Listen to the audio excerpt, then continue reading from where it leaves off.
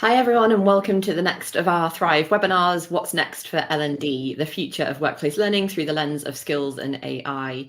I'm really excited to be joined by two of my colleagues, Koreen and Niloufar, and I'll pass over to Koreen to introduce herself first. Hi. So I am Chief Product Officer at Thrive and have been a leader in product around skills and learning for, I can actually say, decades now. So excited to be here to talk about what's next, because I think this is the lens that I'm usually looking through for what's next for the products that I work on. And now that I'm working at Thrive, I think we've got a lot of things in flight that are really exciting. So excited to chat today. Brilliant. Thanks, Koreen. And Niloufar? Hi, I'm Niloufar Zarin, and I'm head of AI and Thrive. So yeah, nice to meet you. Awesome. Thanks, Niloufar. And I'm Helen Marshall, Chief Learning Officer here at Thrive as well. And I think it's like Koreen said, it's a really timely point to have this conversation and really figure out, what is next for L&D and what kind of themes are we seeing across the industry and further afield that will really feed into the future for us. When we first started putting this session together, we really were thinking about three interconnecting elements. So really what's going on in that wider L&D industry? What are we seeing from the customers that we're working with? What trends are we responding to? But also what problems are those teams dealing with and trying to solve? And can we indicate or track any commonalities between those problems? So we're starting off with kind of that as a broad base. And then on top of that, the future of skills for those organizations, for those industries, but also globally as well. And what does that look like, and how are organizations responding to skills gaps ultimately that exist within their businesses? So that was kind of overlaying the top of the L&D industry. And then on top of that, or underpinning it, whichever way you want to look at it, we've got AI as well. And how does AI then power some of the responses to those problems that we're dealing with? And I know there's been a lot of conversation recently about how we need to switch to the focus of AI on solving problems rather than it being this kind of silver bullet and solution that everyone's kind of going to as a first point of call. And that's certainly something we've been talking about for a while. So those are the three stepping stones ultimately for this conversation. But I also think it's worth calling out a report that if you've joined any of our previous webinars, you will have seen as referenced before. That's really a really great report from Don Taylor and Egle Vinishkate, which is from AI and L&D from Talk to Action. And within that report, they have almost a sliding scale of simplicity to sophistication in terms of how L&D are approaching AI specifically in relation to some of the problems they're trying to solve. And at the moment, we're focusing on things that are near to us in terms of kind of content development, making things easier and people being able to respond faster to things, which is brilliant and really worth concentrating on. But then how do you then switch to solving more sophisticated problems like skills management and personalization, which I know will come up a lot in the conversation today as well. So thinking about that sliding scale of where we are and where we're going to get to in the future is certainly something that is worth paying attention to at the moment. Now, as we progress through this conversation, we're going to treat it as a fireside chat. I'm going to take the slides off screen in a minute, and we're all just going to have a conversation. So really, if you've got any comments or thoughts about the future of L&D and where it's going to be headed, then do pop them in the chat and we'll respond to them and keep it quite conversational as we go through this, which I'm really looking forward to. But the four pillars we're going to be basing our conversation on are on screen in front of you. And that is, we're going to take a world view. So what's going on in the world that can shape current mindsets that we'll start to see trickling into the way that we approach things within L&D and also beyond as well. And then taking that a step further down at organizational level, how do businesses actually respond to and keep up with this rate of change in what is quite a tricky and difficult climate at the moment? And then if you're a learning leader within an organization, how do you then feed into that agility as well? And how do you respond to what your organization needs as well? And then at the end of the road, we're talking about how individuals are approaching their own development needs as well, and what does that look like, and how, again, in that uncertain environment, people actually know how to do that and what they should be doing as they progress through in their careers. So I'll come back to that slide in a minute just as an anchor point as we start the chat, but we thought a really nice way into this conversation would just be to think about some things that are shaping our thinking and that we're finding interesting at the moment. And one of those things was something I saw actually on the tube yesterday when I was in London, from the London Interdisciplinary School, which is talking about how the answers to the world's most complex problems will come from more than one discipline. And we know from the way that skills can be interlinked and interrelated within businesses that this is a really important talking point. And what I found really interesting about this image in particular was that they're linking things like data science and linguistics with skills like videography. So how does that actually translate in the workplace? And that's obviously a focus from an educational institute there.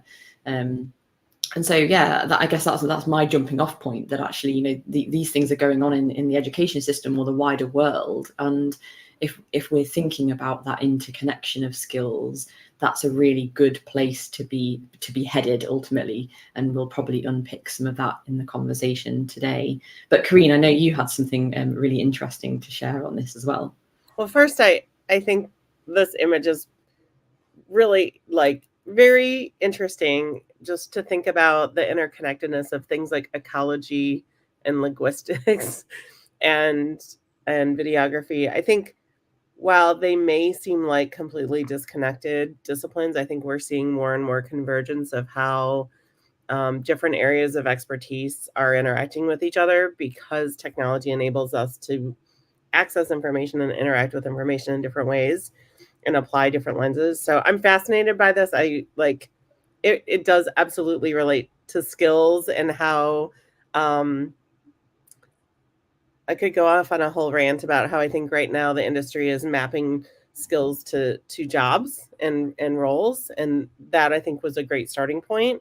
But as we see AI be infused in more and more disciplines, I think those lines are going to blur in terms of what skills are really necessary in different roles, and are roles really static things for long enough for us to use them as the major construct to map to skills. So there's lots to unpack there.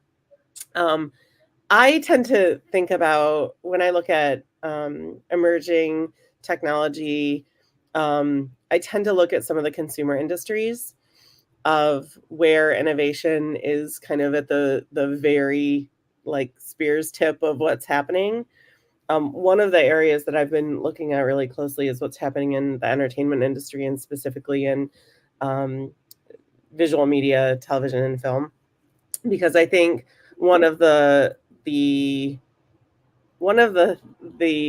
fears in the writer strike a year ago in Hollywood was that AI would be taking over for writers' jobs. And I think that's a real fear. I think we're seeing a lot of that conversation in L&D about like, how will content be created and what will the future of content look like?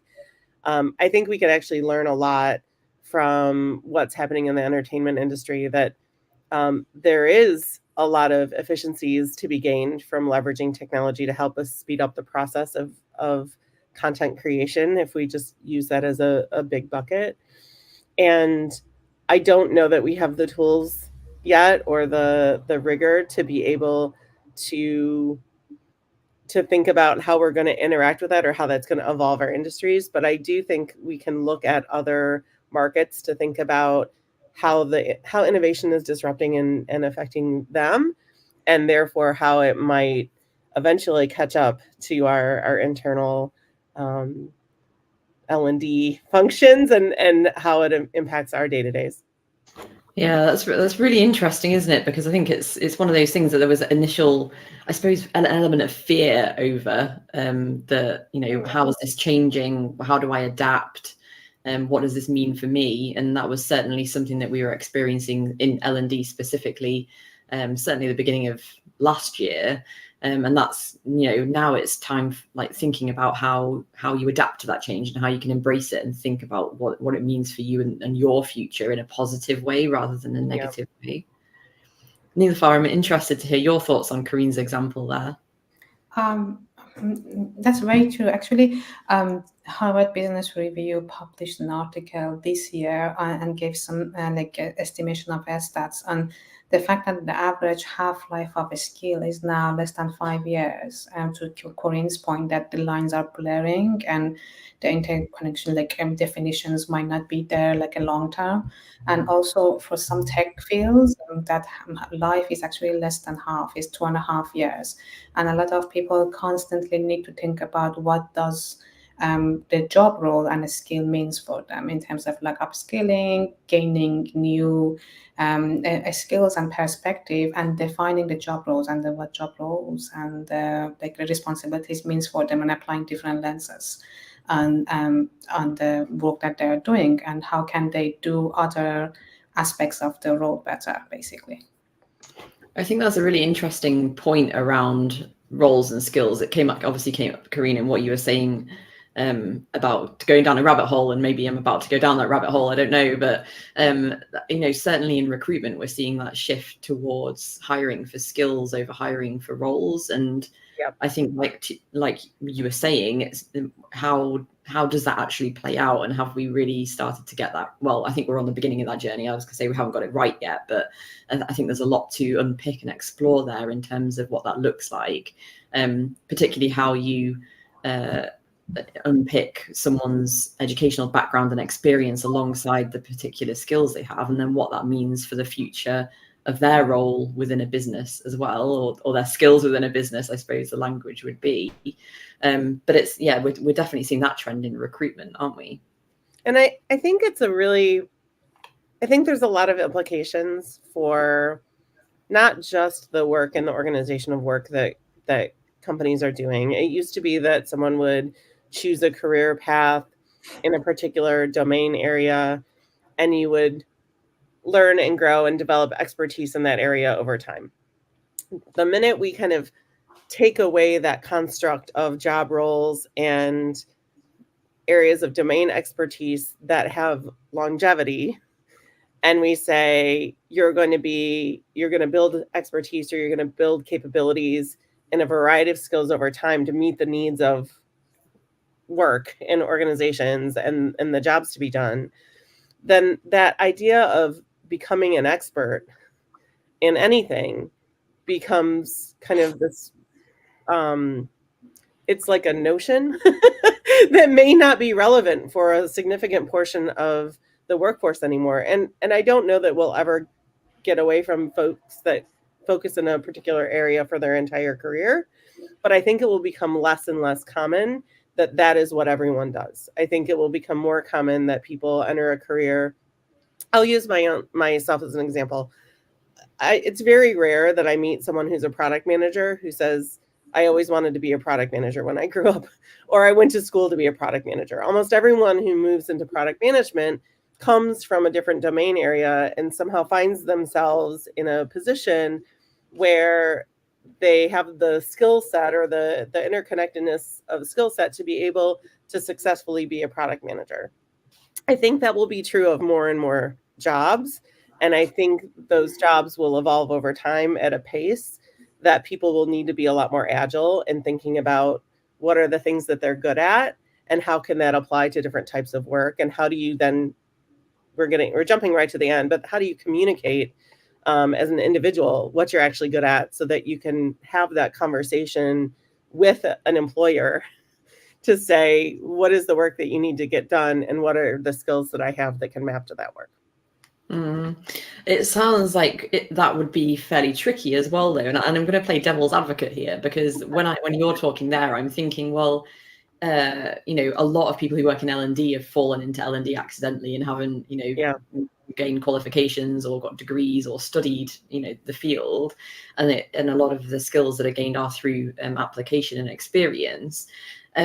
And then, I start to think about some of the problems that L&D are facing in terms of understanding how to convey impact and really solve the skills challenges specifically. And I'm thinking, I wonder if there's, that because of that lack of focus and attention on, I'm going to move into this field, that actually there's a lack of clarity on what the field actually should be doing in the first place. And, that's just an initial thought that's popped into my head. Can I? Go over. Then that be an advantage because since they came to L&D and gained skills in their area of L&D, as an application and basically upskill themselves in that area.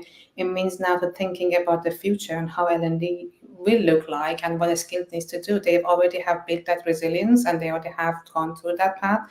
So for me, I will see it as definitely an advantage that compared to a traditional way of gaining a role, coming to a role and getting a skill on a role and being on one track. So I definitely see that as an advantage for this domain rather than the disadvantage. Yeah, I think I'm going to say something super controversial. Hey to my L&D folks that I'm about to call out. I think there's been a struggle for a long time in L&D of feeling like L&D was not given a seat at the table, didn't have as strong of a voice, felt more disconnected from the business. My controversial statement is it may be because we didn't evolve in what the skills were necessary for an L&D role to really be impactful in an organization. There's this idea of domain expertise, which I think will always be relevant, and L&D, I think, had leaned into from a skills and capability perspective. I think where there was a disconnect was the business skills that actually L&D needed to be able to kind of bridge that gap between business context and kind of the domain expertise of L&D.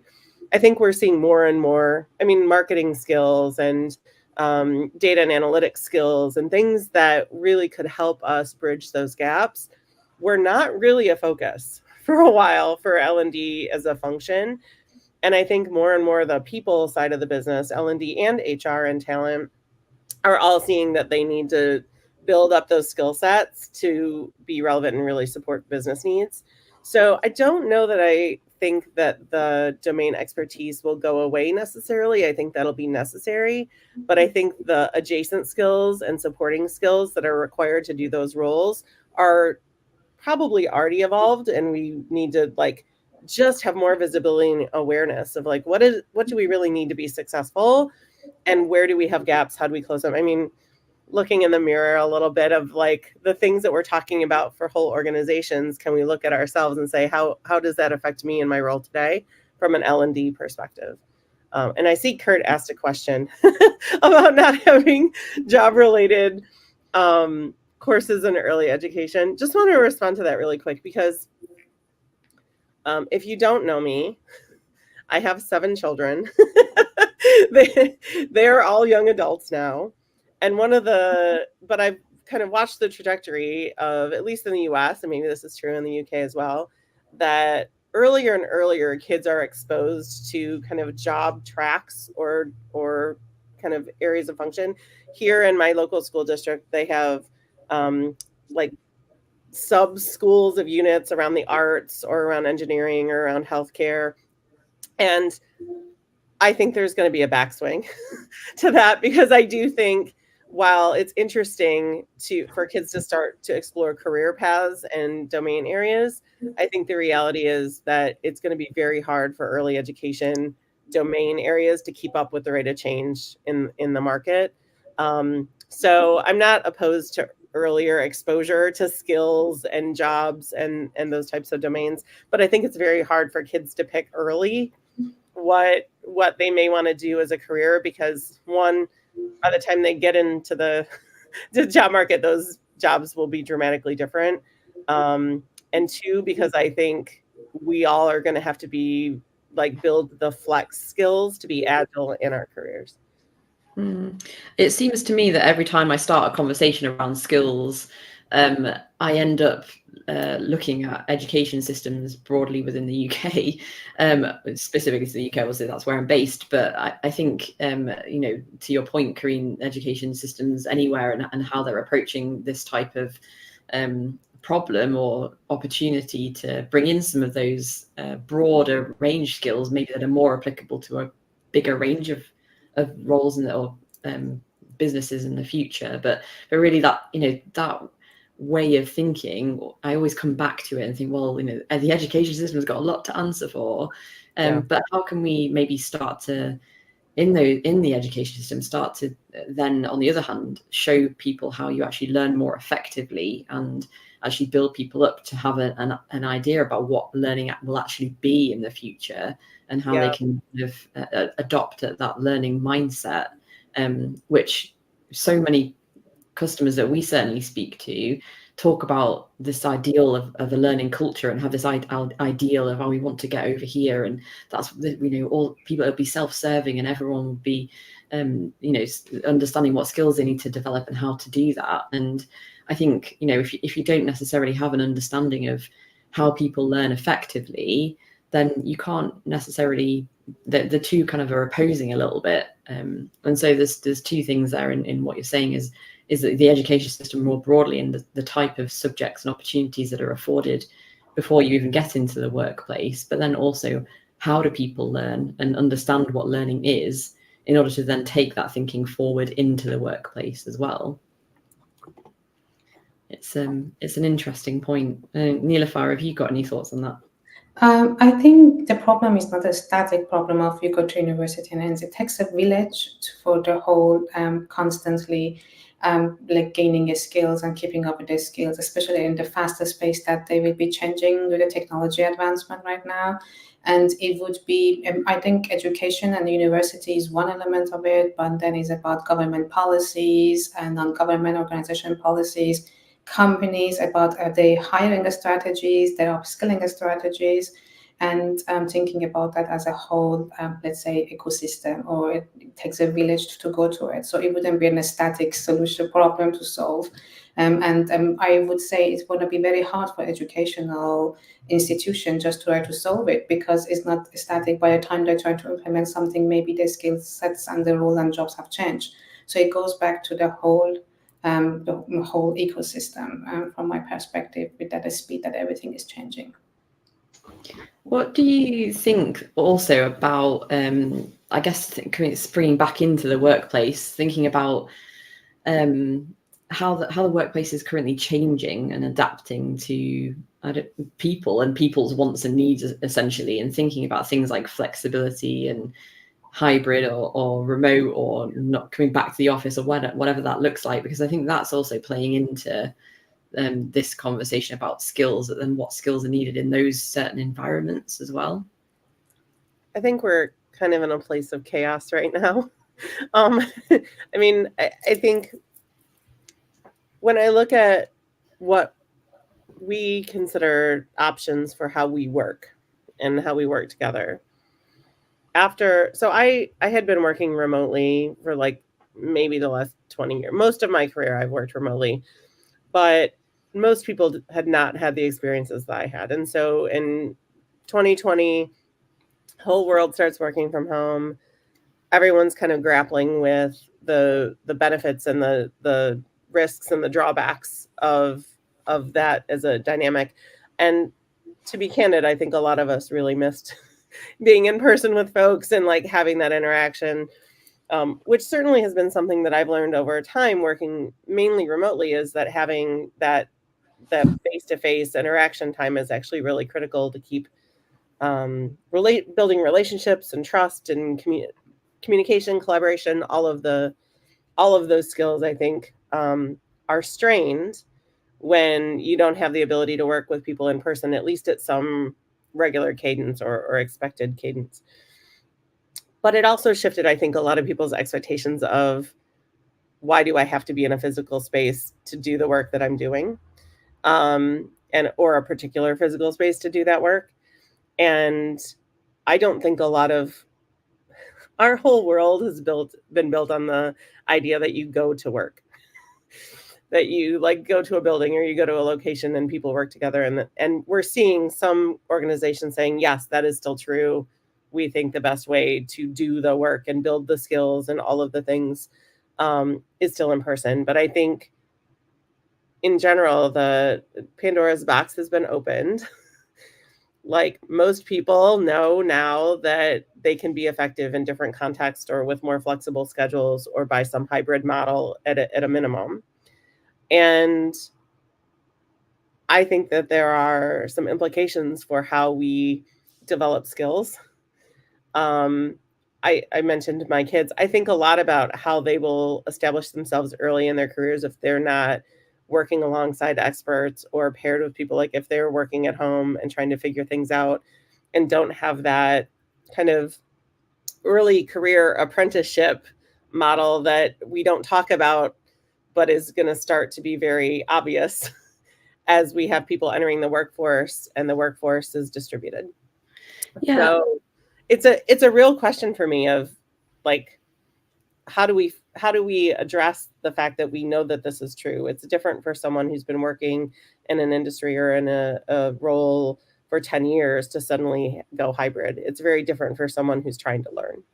And as you're talking there, I'm thinking, well, we have the tendency as well to start thinking about people who are office based in those situations. Yep. But what about people who are in the field or on the front line and have those kind of particular opportunities to literally learn on the job, watching someone else who is an expert in a certain skill carrying out a role?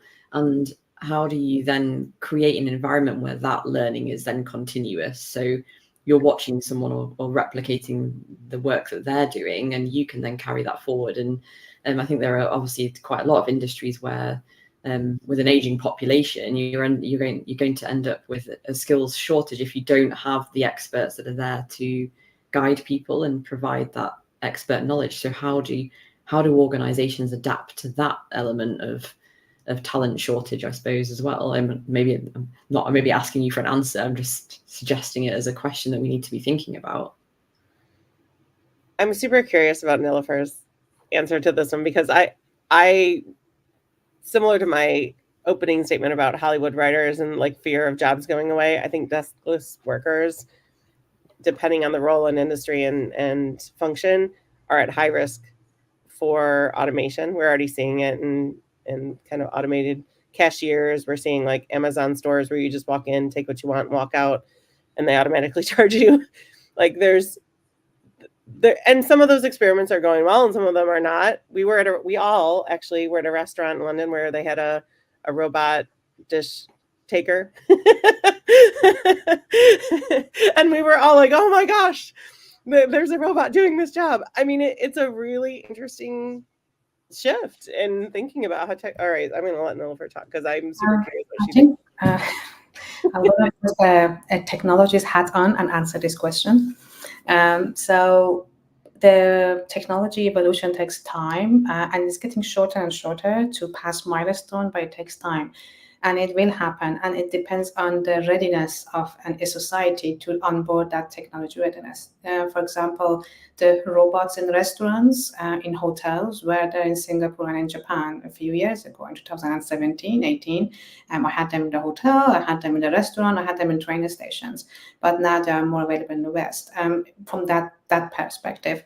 But also automation is going to come and affect more and more jobs. To your question, Helen, like virtual reality, assisted virtual reality to help people train on the certain jobs, from surgery in the medical domain taken all the way to underfield jobs. So as the technology is evolving, I guess humans are trying to find which element of our job, which is again teaching the next generation or teaching the next workforce what they have to learn could be part of considered as a manual element that can be taken over by a technology, while the experts can think about enhancing those fields or thinking about how they can influence and provide the consultation and the know-how for the technologists to develop the technology as well. So I think we are going to this evolution of involving the technology, bringing the new tech, and how we can make our life better. I would say better. Some people might think it's worse, but of course, it's my perspective. So I think for definitely certain roles, it will be harder to change, but it will be affected in one way or another in that manner of using the new tools, using the new available to allow us to replace what can be done by them, and what can't be done, of course, we can never replace it, right? Yeah, I'm going to come back to something that you just mentioned, Niloufar, specifically in relation to that kind of skills development with AR or VR kind of technologies, because I'd say 5 years ago, I remember everyone kind of going a bit nuts for VR, and a couple of big companies that I was working with at the time were really jumping on that bandwagon and have done some awesome stuff since. And there's certainly companies out there that are really pushing the boundaries of what you can do with VR, and it's certainly going to hopefully solve a problem there. But it was just too early at the time for that kind of mass adoption, and even thinking about what what practically that might look like. So what's really interesting is that actually now we are shifting to a point where potentially people are thinking more holistically about the skills that they have, how they're going to keep them, how they're going to keep up to date, what that looks like in terms of, even, I guess, saving a workforce money and the efficiencies that can be made there. People seem a bit more ready and prepared to have those conversations now. So it's interesting to have seen that kind of develop too. It's always about the technology might be there, but the society, the industry might not be ready for taking it on board. This doesn't mean that if the technology is ready, it definitely jumps in our day-to-day life or part of our life, but it depends on the sector. And some sectors will always take it on board faster due to the nature of their jobs and even the society itself in our day-to-day personal life too. It really varies. One of the things that I've seen a lot of conversation around recently is the interplay of kind of well-being and healthcare in a workplace environment. So thinking, again, to use the word I've just used, much more holistically about the individual as well, and not just their role. And so how do we see that playing out in terms of an individual like turning up to work as the best version of themselves, I suppose, and the interconnection of technology and on creating a better and I don't know, better environment for well-being more broadly. What do you have any thoughts on that, Koreen?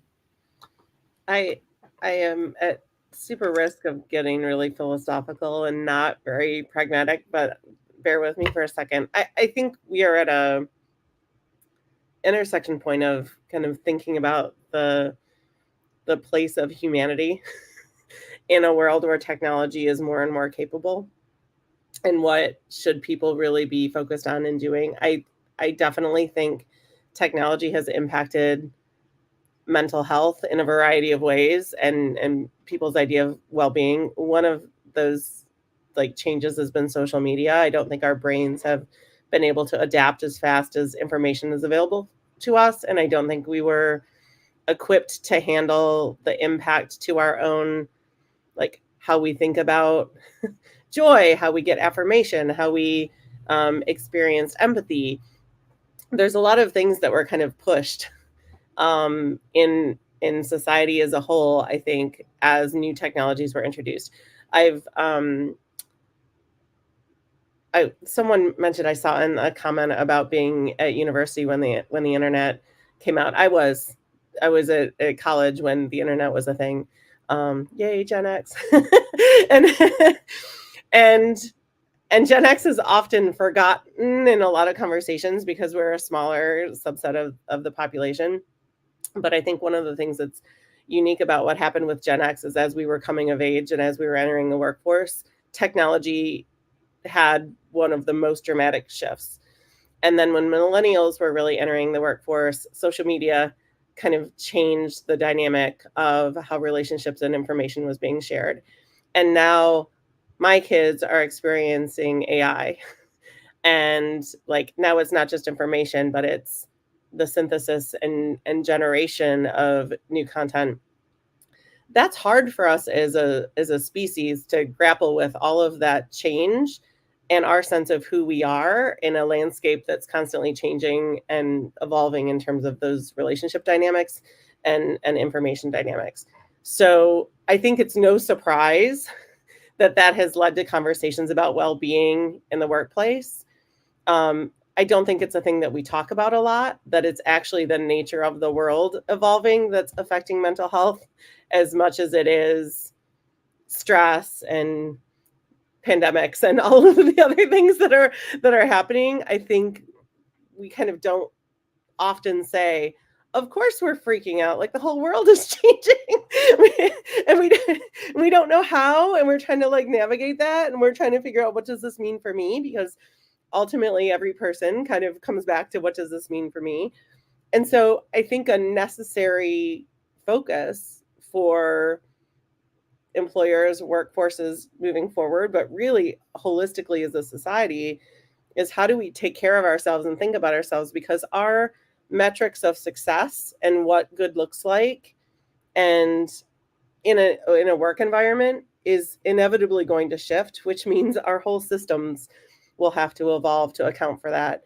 We're talking about like 4-day work weeks. Well, is that because we can do just as much in 4 days because we have technology to help us now if we're smart about how we're interacting and working?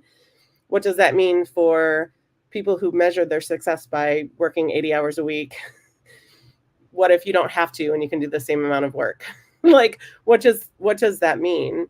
We don't have the answers yet, I don't think, but I think inevitably that balance of the human side of innovation and the technology kind of pushing those changes more quickly will cause a lot of these types of conversations and shifts that we'll have to grapple with as a world. We're kind of back at the world side, but I didn't know you were going to ask me that question, Helen. Obviously, I have opinions. It's interesting, though, the idea of where you place value as well, though, as an individual. So maybe just to skip ahead away from like learning leaders for a minute towards how an individual responds and adapts to the world ultimately, because what you're describing there, Koreen, when it reminds me a little bit of change fatigue and how much you're constantly having to change and adapt, and as a result your mental health deteriorates because there's not a constant, and obviously living on that level of adrenaline isn't a sustainable way to be, but even that sounds a little bit dramatic. It's more kind of longer term, like slightly increased level of stress that has ultimately potentially led to where what we're perceiving today. But the idea of value and the impact you're having, I think, is something that certainly leaders within an organization need to consider, is what actually is having an impact here, and is it the looking purely at the outputs that people are bringing to the table, or is it actually, I know that this person's been in an office with their bum on a seat, as someone said earlier, but in nicer words, and that's the measure of success for an organization, is having people in the office rather than the output that they're actually creating. So I think that idea of value is a really interesting one. And from an individual perspective specifically, how do you then take ownership of that and the direction that you want to head within an organization, and where does that play into an organization who is looking very broad level at the skills that are going on across their organization, and how do they take into account, well, this person actually wants to head in this other direction, and how do we open the conversation at both ends of the spectrum to account for both things as well, which I know is something that we'll certainly be looking at in terms, well, when we've looked at from Thrive's perspective, from agile skills, how individuals bring certain skills into an organization, how businesses account for that as well. Well, and there's then the micro examples of that in L&D, where L&D measured success by completions for a very long time. Mm-hmm. And it was activity metrics versus output metrics. And I think challenging ourselves to think about output and impact, like what is the impact actually of the work that L&D is doing within an organization, ties into those other skills around marketing. It ties into the data and analytics skills. It's us really being able to understand and make sense of the impact that we're having. That whole, like, what value do I bring? While that's happening universally and at an individual level, it's also happening within L&D, and thinking about how that forces us to think differently about the role that we play within an organization, and how do we support, if our role is really supporting the business by the development of people, how do we then bridge that in a way that's acknowledging the challenges at the business level, acknowledging the challenges that individuals are facing in this new environment and this new dynamic, and what is our role in bringing that together? Don't you think there's a gap to be bridged there as well, in terms of L&D maybe just listening a bit more to their employees too? Yeah, I don't know that we've listened to employees much. Being generous. I mean, that's not fair, but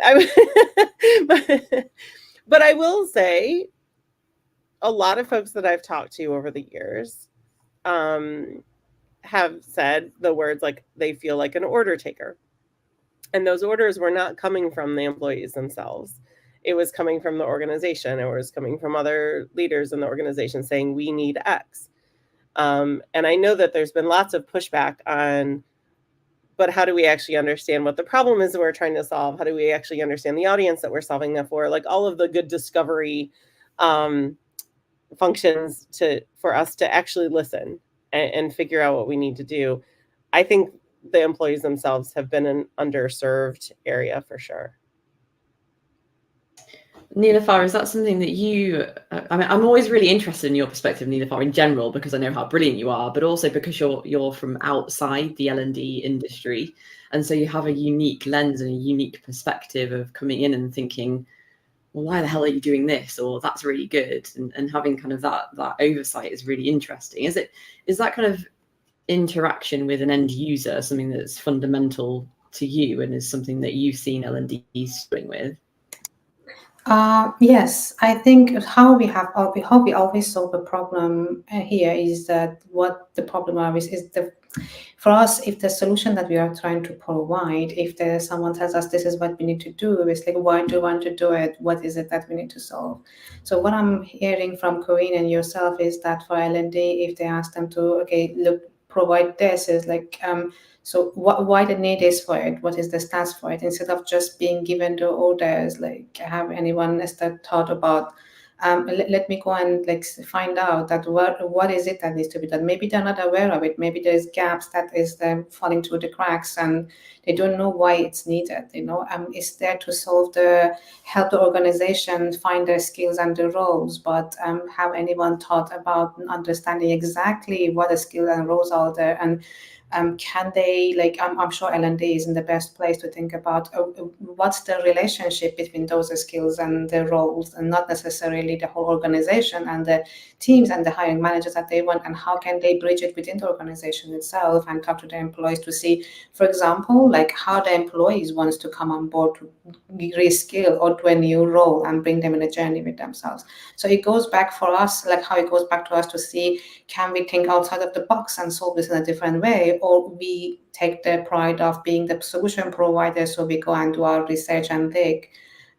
Is it happening in the L&D as well or not? So that's what I was just thinking as Koreen was explaining that. So it's like, is it the case? And if not the case, why not? And maybe that's because as Koreen said, data and analytics skills is something that the L&D is picking up now. But if they had it, would they have tapped on it to say, hey, I have done this, and what you're asking is not correct. It's showing me the other way around. Or if I have done some research with the employees and understand their needs and understand their style of working, their style of, like, even remote working, and the fact that they want the style of they're gaining their skills, or etc. and etc. So the solution sits, who owns the decision making? Is the business providing the problem and ask the L&D to solve it for them, or just given the orders, let's say, to provide it that way, which is not ideal, right? Because the business is not a L&D knowledge holder, right? You have to see who is the know-how and expert here and tap on the expertise. That's what I was thinking. Yeah, one of the I joined there was a panel at an event I was at yesterday, and Gemma Patterson from Lloyds Banking Group said that the core skill for L&D as you move into the future is going to be problem solving. I know Niloufar and Koreen, we've spoken about this multiple times about how L&D just need to get better at solving problems automatically and putting, not automatically, as a first point of call, and then thinking how they can reframe the things that they think are challenges by actually digging into them and actually finding the real root cause of a problem ultimately. So yeah, it's not surprising that you've picked up on that, Niloufar, in what you were saying there as well. But I think there's certainly lots of things that we've unpacked and touched the surface on there as we've been heading through the conversation.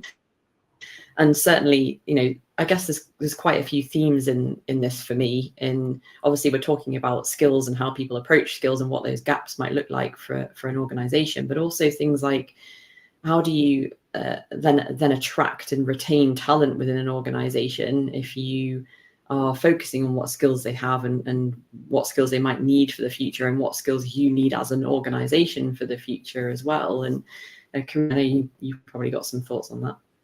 Yeah, I think one of the things, I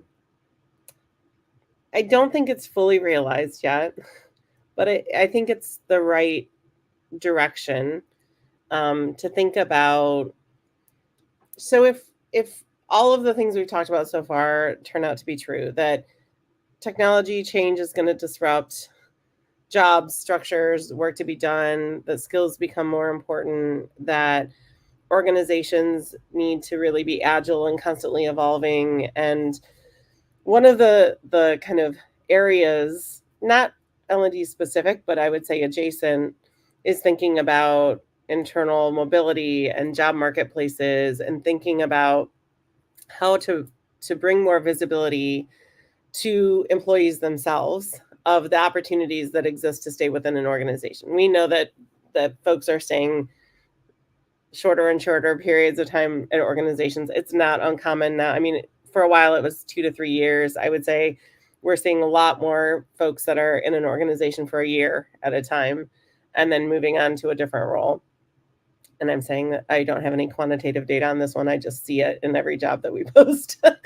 You see the candidates come through and you're like, oh, the last 3 jobs you were at for a year. And there's lots of reasons for that. And I think one of the things that organizations can do to better attract talent is, if someone's really looking for stability to work within an organization for a while, you need to be able to provide visibility on what opportunities exist within that organization, or folks will leave and go elsewhere and look for those opportunities.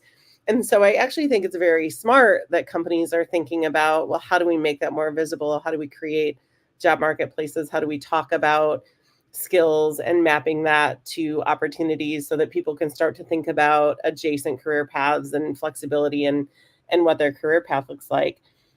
I don't know that I've seen an organization that's doing that so well that the employees are actively, like, there's kind of a constant flow of employees. I think some of those systems are really starting to get some traction. But it's a hard system to create, I think, to support that employee view, because it opens up the challenge of, inevitably, if I know where I want to go next in my career and I'm building skills and I'm developing myself from a career development perspective, and an opportunity comes up within my organization and I don't get it, because there may be multiple people but one role available. What do you do to retain top talent in those instances, and how do you keep people engaged and evolved and moving and don't have them leave? So kind of getting back to your original question, how do you attract and retain top talent? I think part of that is to create more visibility about opportunity within organizations, so that I want to join and now I can see opportunities to stay and continue to learn and evolve. I think it's directionally right. I think L&D has not been as tapped into that in many cases, oftentimes because the technology is separate from the learning technology. So thinking about ways that L&D can support those types of systems, I think will be something that we'll see in the future evolve as those types of systems evolve. Yeah, I think that interconnection of relationships and collaboration across an organization is going to be key there as well. So I think that, when we look to the future of L&D, we think about whether L&D as a function by itself will even exist within an organization. And whilst I think, it will, I think the relationships that it has need to be stronger across, and the same said the other way around, in talent teams or HR teams. How do you then leverage the skills and experience in your L&D team to better serve that pool of talent and better retain that talent for you in the future as well? So I think, ultimately we're talking about that interplay of human skills and tech, but how are we making sure we're doing that within our own organizations and really building those relationships to have the best outcomes for our people?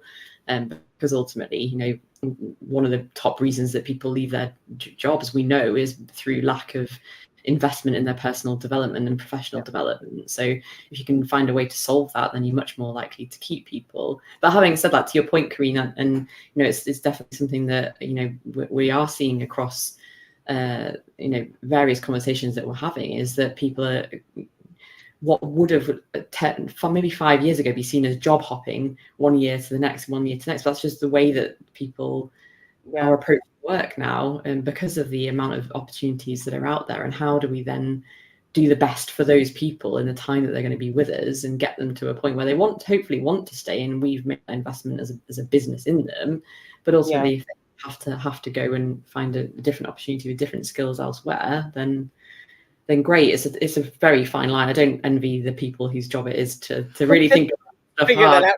Well, I will say, I think there are models that are already working. It's just because it's the business model. So most consulting organizations, there's been a lot of consulting organizations that have been at the forefront of skills and skill data evolution, because not only do they need to understand the skills of their people, but they need to map those skills to projects that they're running their business off of. So it becomes a business critical function for consulting organizations to understand the skills of their consultants. For those consulting organizations that are figuring that out, or have figured it out in some way and have systems that work in that way, they're already thinking about people and skills as mapping to work in a much more agile way. If we look at those organizations and say, is that where all industries need to go? Is that where all organizations need to think about being more agile and flexible and visible in terms of mapping skills to work? I think that's probably, like, I look at those organizations and I think that's probably where most organizations are going to go, but it's a pretty far walk from where we are now in a lot of orgs. So the urgency and the timeline for companies to get there, I think, is going to vary. But I do think that those models are starting to exist, specifically around skill data and how it can be applied. And then if I take that one step further, those consulting organizations are not, because they now have more visibility into the skills that they need, they can invest in the right L&D efforts. They can invest in the right skill development initiatives to make sure that they're driving the value to the business, but also ensuring that people are building the skills for what's next. So I think that, to me, is, I know you guys know this, but I'm writing a book on the skills stuff now. So I'm in the thick of, like, looking at the examples and the case studies and figuring this out. And when I started writing the book, I had this assumption that there was no organization out there that was a skills-based organization yet. And I'm revising that opinion a little bit based on some of the conversations I'm having with companies. But I think the companies that are figuring this out and are ahead there's very few. And so, like, if we start to look at those models and what works and what doesn't work and what's hard about that, and then we think about how most organizations are structured today, it will be a bit of a revolution/evolution of those companies to really be able to support it. Yeah.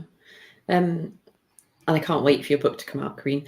But aside from that, I think it's raised a really good comment in the chat around whether you're investing in a sector rather than a person, which is really interesting to think about. And I'm just going to bring an example from one of our customers, who I won't name, but is a brewer that has this opinion that they want to create the best experience for people in hospitality, that they actually stay within hospitality, and maybe they grow out their role and it is quite transient while they're there, maybe as a bar staff, for example, but they know they've had such a good experience with them that they go away, do something else, but then come back into them as a business, but hopefully just staying in the hospitality sector more broadly. And they are taking that much more, again, to use the word, holistic view of what a career within that sector could look like. So I think that's certainly something that probably doesn't make sense, but certainly something we're hopefully going to see as we move into the future, is that, like, broader thinking of, outside, and it sounds quite idealistic when you say it out loud, but just thinking outside your organization and what that looks like as well. So both broad scale and more micro as well. I'm just conscious of time. We've only got a few minutes left. Niloufar, was there anything else you wanted to add to the conversation, maybe from an AI perspective specifically? From the AI perspective, specifically, I would think that with the availability of more, basically what the new technology, specifically AI, has done is to give access to more knowledge on demand. And having more knowledge on demand, it means that people can gain skills themselves, even if they are not aiming to do that. But as they're using it and they're accessing to more knowledge, it means that they are gaining more skills on demand, which might not be directly related to the job role that they had, but it might be a different skill set, right? And as the role and the skills borders are basically disappearing, and as they are using the technology and AI more, then maybe it's a time to think about the cross transferability, even staying in the same sector. That person with the new skills that they've learned, they might be for the same sector in a different role, might be very useful, right? And then they can use that AI and technology again to learn the new skills in that area. So I think the whole thing goes back to knowledge access and accessibility to knowledge and accessibility to opportunities, and that is what AI is providing for us from one angle. And from the other angle, it would be the automation that it provides to allow us to have more time to be able to gain that extra knowledge that might not be necessarily the exact one that is related to our role, but might be a pivot from that slightly. But then again, it's the new skills that we are gaining through that access. So I think, yeah, it's just opening a new doors for us. Yeah, brilliant. Great. Thanks, Niloufar. I'm just conscious again, we've only got a few minutes left. So if anyone does have any last minute questions, then please pop them in the chat. But we have tried to address them as we've gone. But otherwise, we do have an AI for L&D toolkit that people can download if they want to, which contains a jargon buster, but also a risk assessment that you can use against any AI tool out there. It doesn't have to be our platform, doesn't have to be a learning platform, and a white paper as well, The Future of AI for Learning and Development, which is a great read. And of course, I'd say that because I helped to write it. But please do download it if you think it will be useful. And thank you so much for joining the conversation today. It's been really enjoyable from my perspective to be part of this and to hear Koreen and Niloufar's perspectives too. And hopefully you can join us again for the next webinar. I can't see any other questions coming through on the chat, so I'm hoping that we covered the topics that you needed us to, but do drop us a message if there's any follow-up questions, and that would be great.